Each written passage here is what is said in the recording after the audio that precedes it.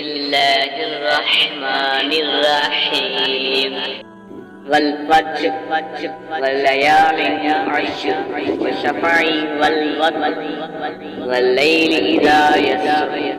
هل بذلك قسم الذي هجر ألم تر كيف فعل ربك بعاد إرم ذات العماد التي لم يخلق مثلها في البلاد وثمود الذين جابوا الصخر بالواد وفرعون ذي الأوتاد الذين طغوا في البلاد وأكثروا فيها الفساد فصب عليهم ربك صوت العذاب إن ربك لبالمرصاد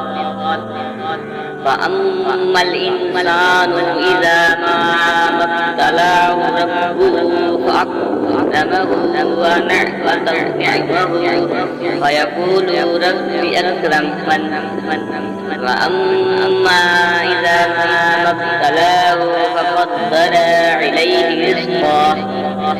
فيقول ربي أهان كلا بل لا تكرمون اليتيم ولا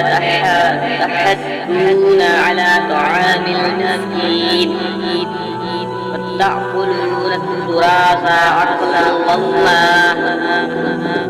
وتحبون المال حبا جما كلا إذا دكت الأرض دقا دقا وجاء ربك والملك صفا صفا وجيء يومئذ بجهنم يومئذ يتذكر الإنسان وأنى له الذكرى يقول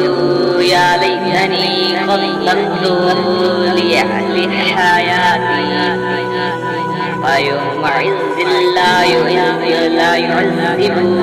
عذابه أحد ولا يثق وثاقه أحد يا أيتها النفس المطمئنة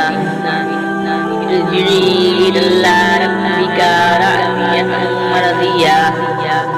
فادخلي في عبادي وادخلي جنتي